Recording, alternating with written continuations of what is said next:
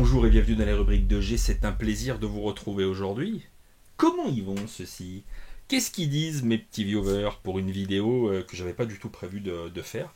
Je n'avais pas prévu de refaire même de vidéo avant un petit moment. Et puis hier soir, j'ai été voir Les Gardiens de la Galaxie volume 3. Voilà. Un divertissement tout à fait sympathique, voilà, un divertissement. Et j'ai eu envie quand même de venir sur la toile apporter mon avis et peut-être un tout petit peu de contradiction vis-à-vis on va dire de l'avis général en fait qui ressort.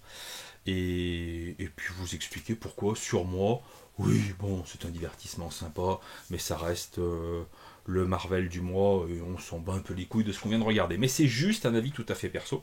Et puis je vais développer un petit peu plus pourquoi ce film.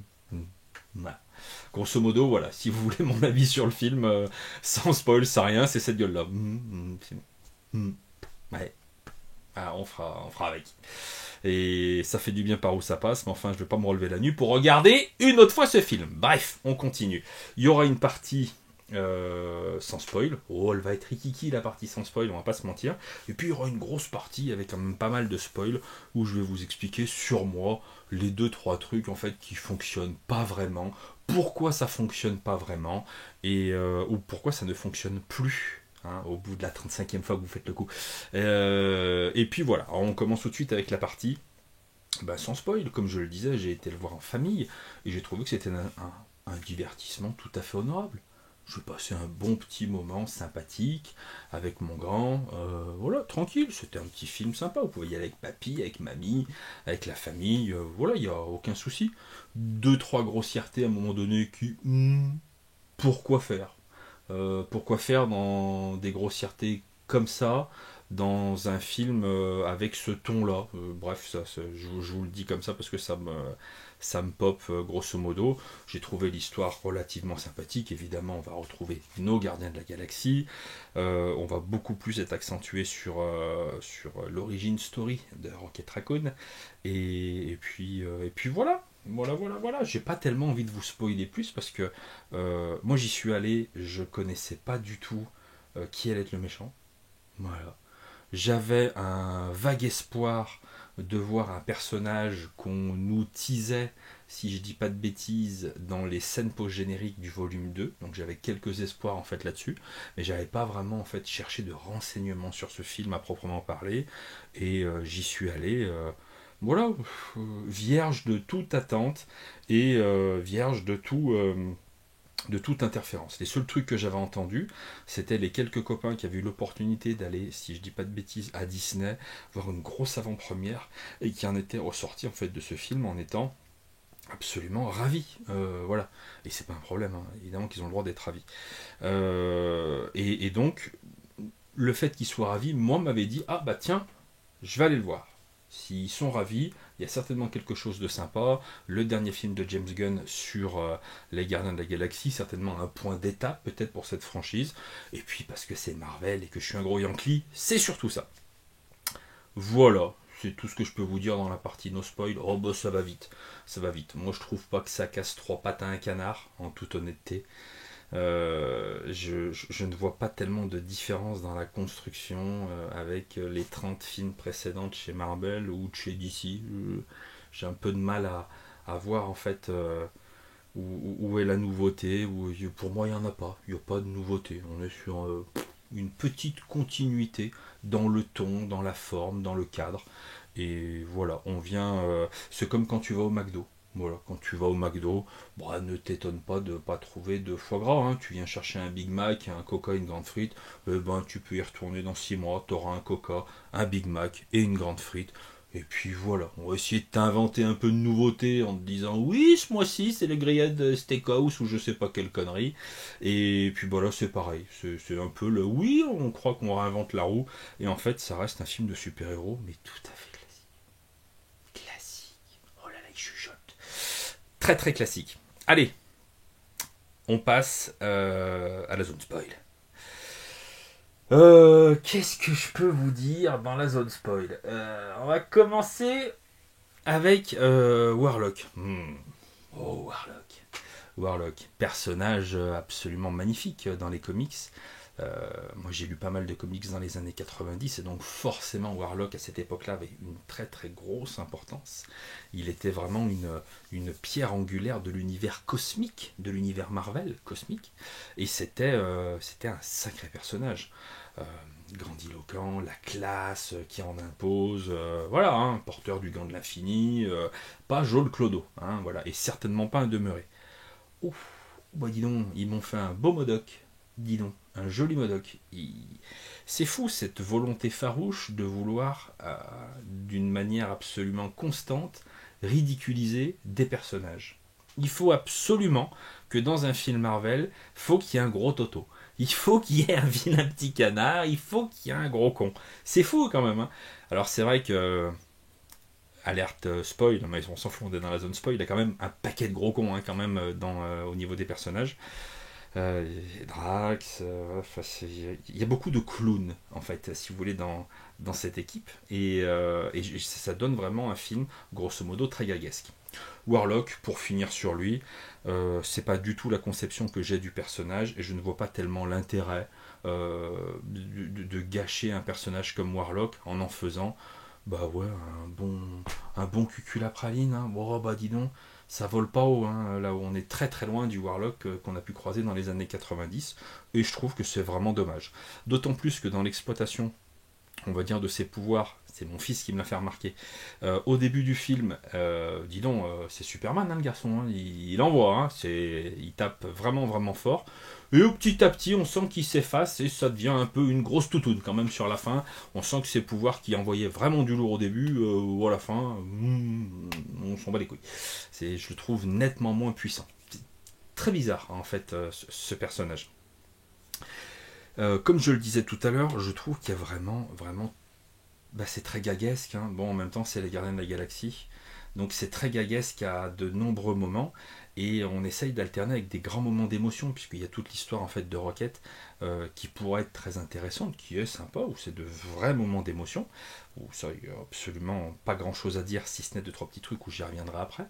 Mais j'ai beaucoup de mal en fait à m'investir dans un film où une minute avant, on est dans la gaudriole, mais alors bas de plafond, hein. Beauf plus 10, mais enfin bref, c'est pas grave. C'est mignonnet, marrant, enfin c'est pas. Putain, ça va pas chercher haut non plus les blagounettes, on va pas se mentir. Et tout de suite après, il faut remettre quand même un petit peu de tension, d'émotion, craindre pour la vie de Raccoon, avoir de la tristesse et de l'empathie pour l'histoire de ce personnage, son passé, les péripéties par lesquelles il a dû passer pour se créer, tout simplement se construire en tant que personnage. Et l'alternance en fait des deux m'a laissé un petit peu sur ma faim, et je trouve qu'on est tout le long du film en fait un petit peu sur un faux rythme. Sur les scènes, voilà, enfin, j'ai trouvé que c'était sympa en fait de le regarder avec mon fils pour de multiples raisons, vous en doutez, mais aussi pour le fait qu'on puisse en parler après derrière. Et c'est vrai que la scène où tu as Rocket Raccoon qui est grosso modo dans l'antichambre du paradis, il est à deux doigts de mourir, et où il y a la belette, Leila, qui vient et qui lui dit mais viens, tu peux nous rejoindre, mais pas maintenant, tu as encore des choses à faire. Ça marche très bien en fait sur mon fils de 11 ans, parce que c'est la première fois qu'il voit ça au cinéma. Maintenant, moi à 40 balais, tu te doutes, malin, que ce genre de scènes, on les a vues 15 000 fois dans 15 000 films, et ça fait chier, parce qu'on est vraiment sur... Enfin, il n'y a rien d'original en fait dans ce genre de scène. Voilà. Et il y a beaucoup de scènes en fait qui sont comme ça. Il n'y a pas de moment où je suis surpris dans l'histoire, où je me dis oh, putain, je m'attendais pas à ça. Non, tu vois tout arriver 3-4 secondes avant que ça arrive. C'est difficile de trouver un film exceptionnel du moment où tu as l'impression de pouvoir dire 3 ou 4 secondes avant, là il va se passer ça. Voilà, du coup, vu que tu me dis ça, là il va se passer ça. Oh putain, c'est pas foufou, quoi. Voilà, c'est un divertissement, mais ça va pas chercher bien loin de mon propre avis. Ah, il va pas se faire avec des copains, le gros. Mais c'est pas grave. Qu'est-ce que je voulais vous dire d'autre? Ah là là là là. Le maître de l'évolution. Ah, le maître de l'évolution. Vraiment pas un personnage que j'aime particulièrement dans les comics.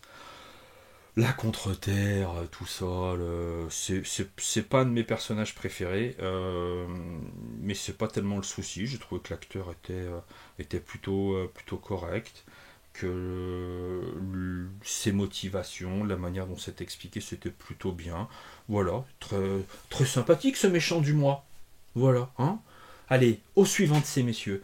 Vous le voyez venir, le gros problème, c'est que pour moi, en fait, c'est la construction des films, et sans aller jusqu'à la construction de l'univers Marvel ou des films Marvel, la construction de cette trilogie.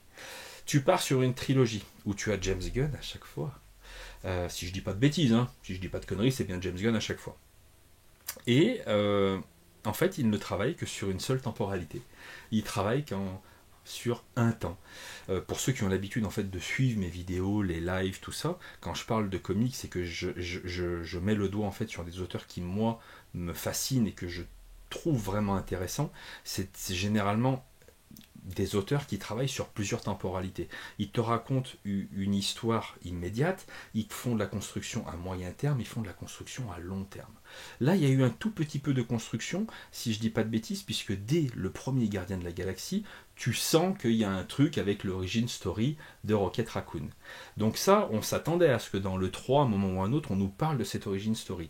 Mais pourquoi vous ne teasez pas depuis déjà un petit moment l'arrivée du maître de l'évolution, pour commencer un petit peu à installer le personnage, à installer la menace, pour éviter justement de tomber dans ce symptôme de c'est le méchant du jour. Voilà.